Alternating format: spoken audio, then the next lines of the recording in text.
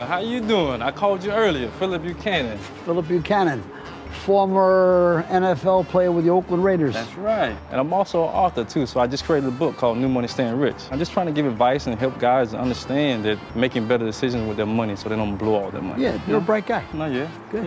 Yeah. So you mentioned to me you were looking for something in a luxury car, and you said something that won't depreciate. I'm tired of buying cars that drop down 20 to 30% once you drive it a lot. Right off the lot. Yeah, so I don't sell that kind of car. I sell cars that go up, not down. I got a car I'll show you that fits the bill.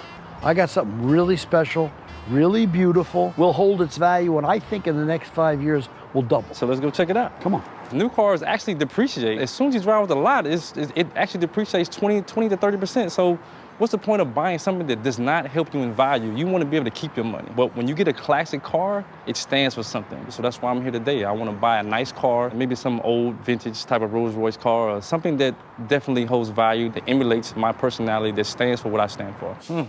It's beautiful, isn't it? Yeah. This is rolling artwork. This is a 1965 Rolls Royce Silver Cloud 3, which is the last of its type. It's all Connolly leather. It's been redone recently. It's an amazing, amazing car. Just really is. Amazing car. So you sit in the back and you want to write, it's all proper wood. Every piece of wood is from the same tree, matched. They say in the factory, they have extra pieces of the wood in case you ever need it. Are you confident in the appreciation? Because appreciation is my middle name, so I need to know. Without a question, this car is going to go up every single year. It's the nicest Cloud 3 I've ever had. So I talked to my mentor, and he told me the Rolls Royce Silver Cloud 3 is a good buy. So it's been going up in value for the last 15 years. If I can get anywhere close to 90, 91, or 92, I'll be fine with that. I'll probably offer him 75 to 85. I'm gonna start at 75. You can start hitting the bricks, my brother. I am not selling this car for 75 grand in a million years. It ain't happening. This car's worth every penny of 96 and a half. Since you won't take 75? Right? I won't take 80 either, and I won't take 85. So try to be serious with me. Let's make a deal. You seem confident that the value is very strong. You know, it will definitely appreciate over the years. There is no question a car like this will appreciate. These cars are off the charts at appreciation. I think I can bump my price. I'd say probably about 90. At least you're getting in the right area code now. You're not insulting me anymore. 92 grand and you own the car. I can probably agree to doing it at 92. I think we get the deal done. It's your car. Congratulations. I'm Appreciate happy for it. you, man. That's Appreciate great. it, man. This is good. And by the way, when you're done with it, if you get tired of it, just come back and sell it back to me, because this is a car that is going up and I'd like to have it. You know what, Ted? I like your style. Thank you.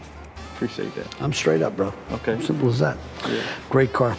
I'm gonna miss it. And it feels good to get a new car, and I love buying things that actually holds value. It's definitely an investment, and that's why you gotta try to invest smart and make sure that you're doing the right things, and at the same time you can have fun with it.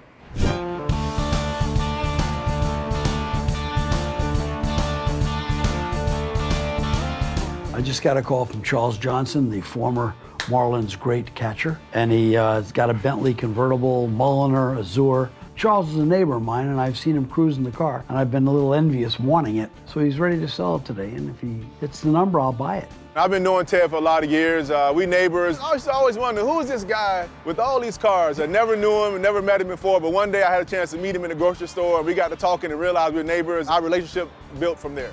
Ted, what's going on? What's going on, Charles? Good to see you, How man. you doing, man? Nice to see you. I'll tell you what. How you feeling? Yeah, feeling good, feeling good. Never looking seen you with good. tennis shoes on before.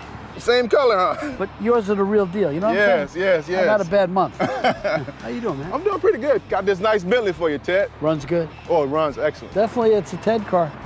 I love these convertibles. How you like the color? Black as a crow and ready to go. I like it. I like the chrome wheels, too. You ought to clean them once in a while. I know Ted is a tough bargainer. I know he's going to bargain really hard with me. I know he's going to really fight to get it down somewhere around 60 or so. I'm going to probably start Ted out at probably 70. He's going to be a little tough on me, but I got to start at high so and come down a little bit. I think he read my eyes that I like the car. I don't need a strategy with him. He doesn't need the money. He's obviously here because he's done with the car. If he's not going to beat me up, I'll own the car and drive it home tonight. Charles, I like the car. I thought you would. Yeah, you know I like this thought kind of you car. would. What do you want? Talk to me. Ted, and I know we're pretty close, and I know you're playing the violin and everything else, but I'm going at 70, Ted. You know, in my head, right off the bat, the number 50 is what hits me, that I'm liking. I could probably go a pair of nickels, 55. I'm thinking 65. I don't want to walk away from the car, but I don't want to buy it where I can't make a profit. I know what you're gonna do, Ted. When you sell this car, you're gonna say, hey, the former baseball player Charles Johnson drove this car. And you're gonna make an extra 10,000 bucks on it. So now you nickel and diming me for You're full of yourself, $5,000? Charles, you're full of I yourself. know what you're gonna do, Ted. I am. I'm proud it's your car. But I ain't paying more than 60 grand than if it was Babe Ruth's car. Listen, Charles, you're my buddy, but I'm done at 60. So shake my hand and stop beating me up. All right, Ted, it's a deal. I figured that. All right. But you got me. You got your number. I know you got your number. I know, it's a deal. I know you're gonna really enjoy this car, Ted. Oh, I'm going out in it tonight. I'll take you up to a steakhouse if you want to get something good.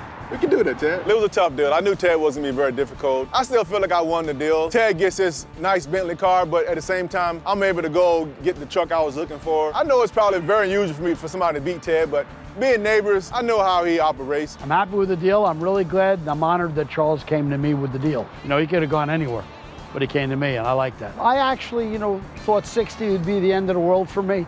I couldn't pay more than that. So, I'll be able to use this car a year or two and get 65 or 6 back. So it's like a free car. I'm very happy. I've been showing Ernie some cars that look fast but aren't fast to him, and I don't think he was very impressed at all. Here's a car that looks fast but wasn't.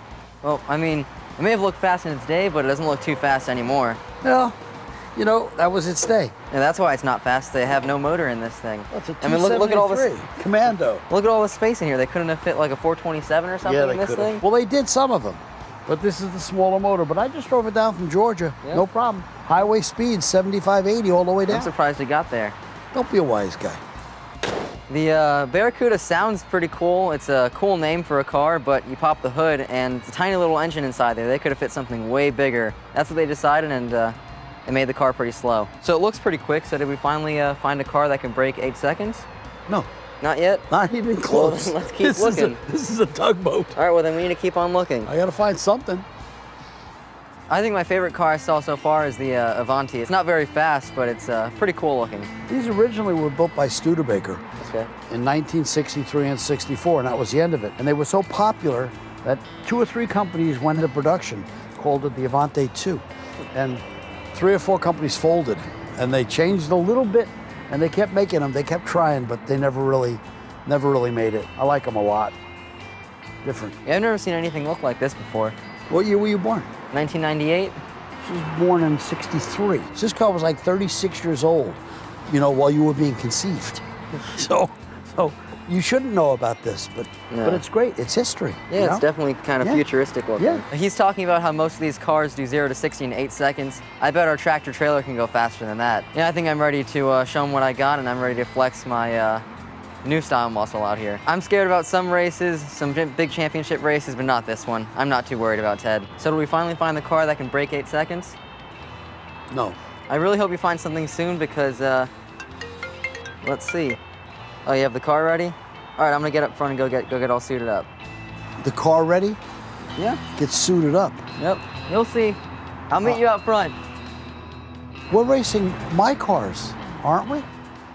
After I showed him the Avanti, he said something about getting his car ready to race me, and then he took off. And that's not what I'm thinking. I'm thinking I'm gonna pick 2 of my cars and make it a fair race. I don't know what he's got up his sleeve. Marcus thinks he's gonna get me. Marcus thinks a lot of things. All right, he's underestimating his boss. He's not gonna wipe me out. He's a kid, and he's gonna lose. Ted's a pretty interesting character. I think he's pretty confident in his driving skills, but now he's in my ring, so we're gonna see what happens. I think he's in for a bit of a surprise when I show him what I got.